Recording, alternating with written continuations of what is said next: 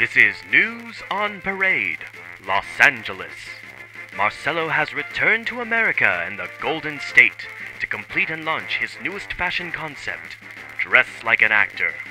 The king of fashion is vowing to show the ladies and gentlemen of the world that they only need a few basic outfits to meet all their clothing needs. Scaling back on shopping at the stores? That sounds swell to us.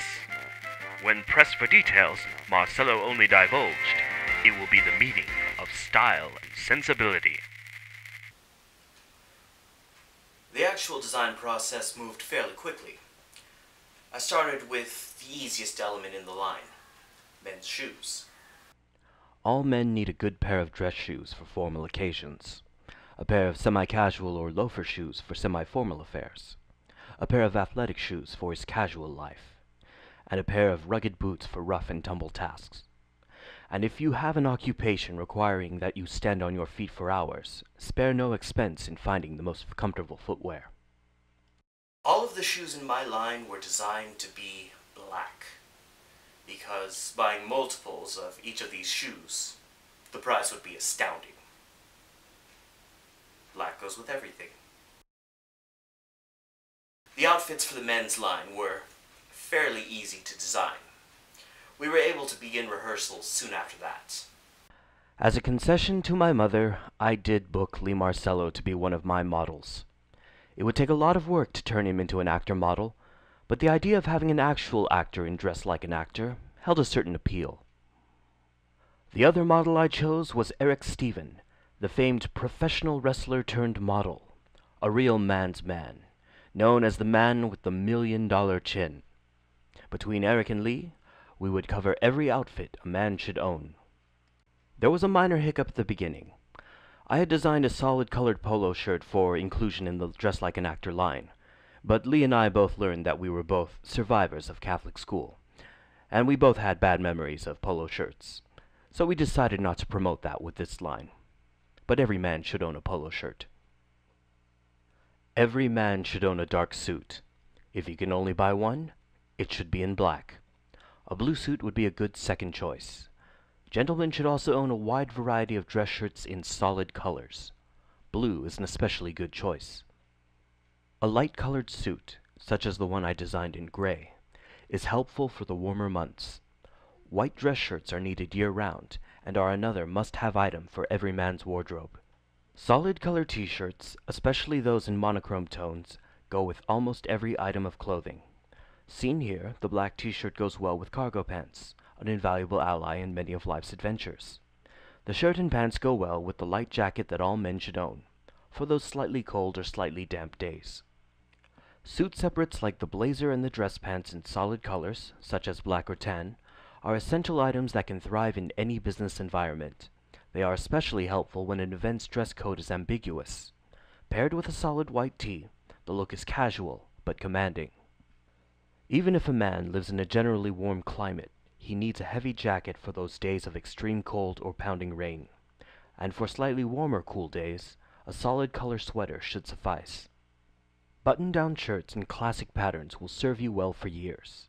Jeans that can be dressed up or dressed down are another essential item that all men should own. Every man must own at least one pair of khakis. They will serve you well in casual and formal settings. Pair it with a versatile shirt such as the classic Guayabera, and you'll be a man of distinction in any situation. As should be evident by now, accessories would play a key role in establishing the Dress Like an Actor ethos. A few basic outfits given many different personalities through accessories. Hats, sunglasses, gloves, cufflinks, watches, ties, little pieces that breathe new life into the same outfits. The men's side of this project, easy. Women are more complicated and more rewarding. I knew that if the men's side of this line was subpar, all would be forgiven, as long as the women's side was spectacular and unforgettable. I was confident in the clothes that I had designed for the ladies, but I knew that with the right models, this project would go over the top. My mother, who had been the biggest name in modeling back in her day, wanted me to hire the biggest names in modeling of my day. But I didn't want to just bring in the usual faces. This was to be an extraordinary line, and I wanted my models to be something more than just an extraordinary face. Celina was the mother to a teenage son, and she was also a marketing executive with a professional football team. Liana was a published playwright and author who happened to look fantastic on the back of a book cover. And of course, there was Daisy, student of the world, champion of children's causes, former catering waitress, and sometimes actress, who accidentally became the world's most famous supermodel. In fact, the only traditional supermodel I had in my collection was Dasha. Dasha, my first choice shoe model. When you sell shoes, you don't sell the shoes. You sell the girl in the shoes. You sell the magnificent life she leads. Dasha was the woman that women secretly wanted to be. The woman that men secretly wanted their women to be. She sold a lot of shoes for me. Dasha modeled all of the shoes that every woman should own. Ballet flats. They can go with casual or dressy outfits and are fairly comfortable to walk in. Sandals, which could also go with casual or dressy attire. Athletic shoes are a must for errand running and other rough-and-tumble adventures. Black pumps for the office and for formal affairs. And there is one non-essential footwear choice that should be the first non-essential footwear choice that a woman buys. Boots. Short boots or boots that go to the knee. Boots go everywhere their ladies want them to go. Women tend to need and have more clothes than men. But an important aspect of the Dress Like an Actor project was the concept of buying less clothing, while buying better clothing. Now, better, in this instance, did not refer to quality, which was always high at the house of Marcelo. Better referred to versatility. The Dress Like an Actor women's outfits had many roles to play. Suit separates, such as a dressy jacket, black dress pants, and a solid color top, can be worn in multiple combinations for various work and social situations. A finely tailored dress suit is a fine addition to a woman's wardrobe. Combined with various solid color blouses, the tone of the outfit can be changed easily and dramatically. A dressy, solid color jacket that can be shed when needed is a versatile piece, but even more so when paired with a solid color camisole top and black dress pants. Cardigans in solid colors are another useful layer that can be shed when needed. And of course, a woman needs jeans that can be dressed up. A heavy warm coat is needed for those numbingly cold days. Solid color tees, they go with any pants and several layering options. For those days that are cool but not freezing, a simple sweater is appropriate in most situations. And for those days where the temperature changes rapidly, a pullover top is a helpful piece.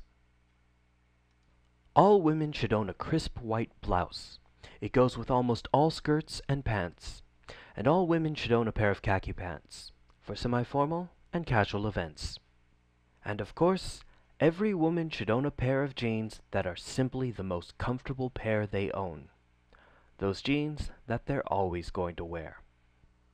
I designed these outfits as pieces to be added and subtracted to fit a role. The smart gray jacket of the girl Friday at the office. That cover could be cast aside when the workday was done. A pink top, all business during the day, suddenly turned playful when reframed in another context. Accessories change the conversation of an outfit. And a simple, physical adjustment sets the tone. All this while just shedding a jacket. These were just a few of the basic outfits for every role a person plays. But as the outfits piled up, the specter of doubt arose in my head. The clothes were impeccable, but safe. I knew my critics would tear me to shreds. They would call my work off the rack. I feared that the audience I was trying to help wouldn't understand my concept. buy fewer clothes? The idea seemed insane from a man in a business that sells clothes. I did the worst thing an artist could do. I started caring more about the forthcoming reviews than the work itself. The line was doomed to fail. At the time, my assistant Carl assured me that everything would be all right. Seeing how things would eventually turn in Carl's favor, his devoted support back then now seems dubious. Daisy gently warned me that my outfits were getting a little safe and a little off the rack.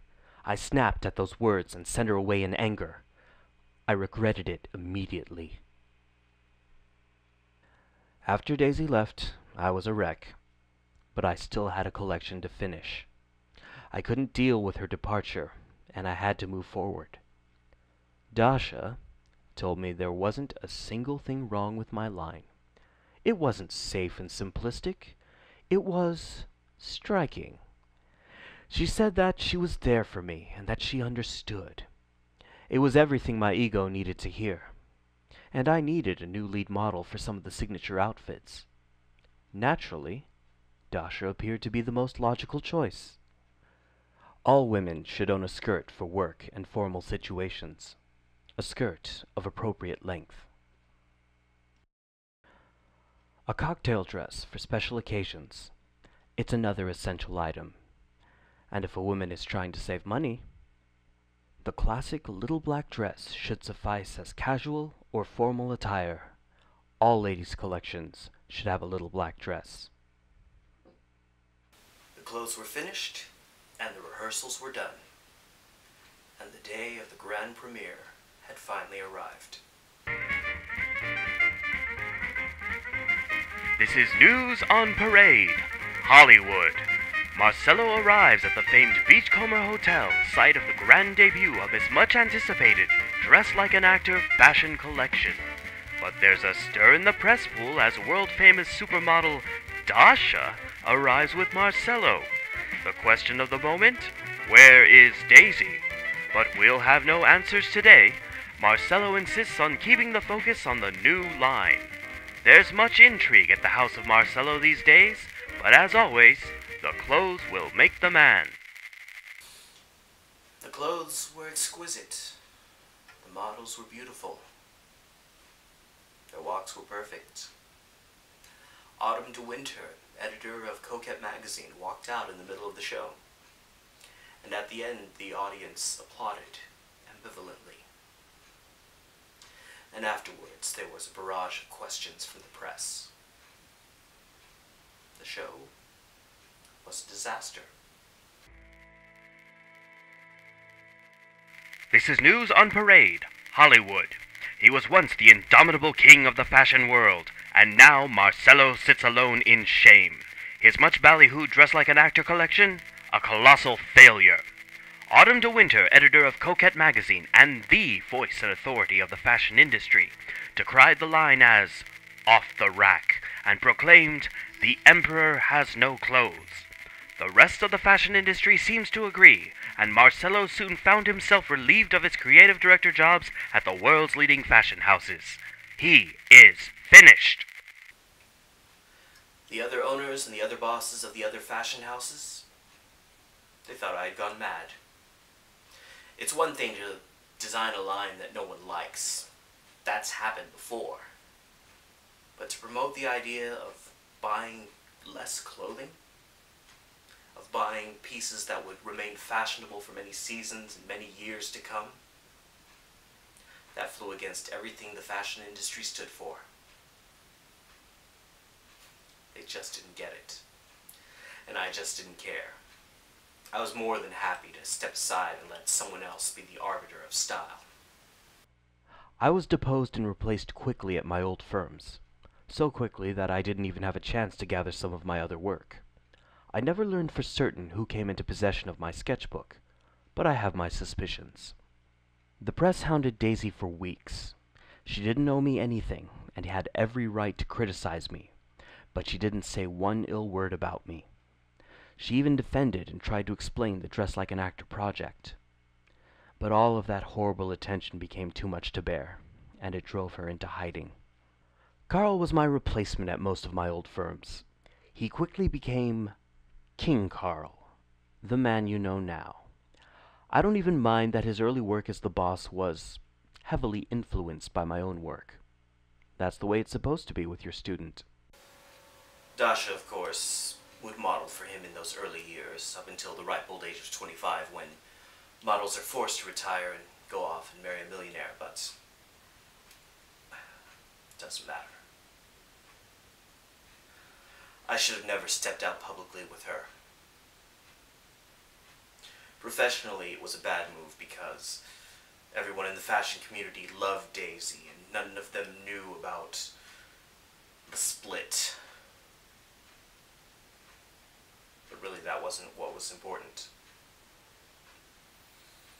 On a personal level, I knew it would probably hurt Daisy. But I did it anyway. As many of your viewers know, I've been out of the public spotlight too. Professionally, I'm still a pariah. And personally, after Daisy disappeared, I just wanted to disappear too. I don't mind being forgotten. But then your network had that special, the 100 greatest supermodels of all time. Naturally, Daisy was on the top of the list at the #1 spot. Interestingly, she emerged from hiding to make an appearance on camera. There was something in her interview that made me realize that maybe enough time has passed, and maybe some mistakes are forgiven, and some things aren't beyond repair. I came out of hiding because I have some important things to say. Things I should have said a long time ago. Professionally, I do not regret the Dress Like an Actor collection. It may have cost me my career and my company, but I stand by my work, and I still believe in the philosophy. We own too many clothes. We don't need to. We only need a few versatile outfits to get us through our everyday lives and get us through our extraordinary moments. Everything else is just a luxury. And there's certainly a place in our lives for luxury, but we shouldn't be continuously feeding the fashion beast.